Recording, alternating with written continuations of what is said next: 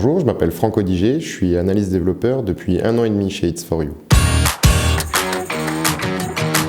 C'est une société de services informatiques qui existe depuis une dizaine d'années. Son principal objectif, c'est de répondre à des besoins clients chez des grands comptes au Luxembourg, donc des besoins d'automatisation de processus, ce genre de choses. C'est un peu ça. Je dirais que je m'amuse avec des lignes de code. On pourrait dire ça comme ça. Mon travail, c'est d'être analyste développeur. Concrètement, c'est à la fois aller recueillir des besoins chez des clients, des phases de développement, des phases de testing et ensuite d'autres phases opérationnelles dans le cadre du travail.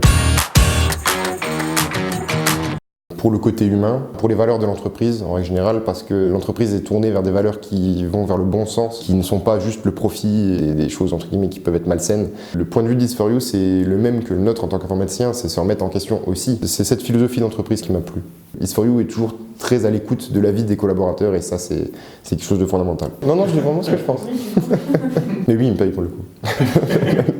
Je suis assez épanoui dans ce que je fais professionnellement. Quand je me réveille le matin, je suis content d'aller au travail. J'ai fait ce métier-là par passion parce que c'est quelque chose qui m'intéresse, donc je serais frustré de ne pas pouvoir le faire comme je le voudrais. Quand on est consultant en général et qu'on se fait placer par une société de service quelque part, c'est qu'entre guillemets on se fait abandonner chez un client pendant 2 ans.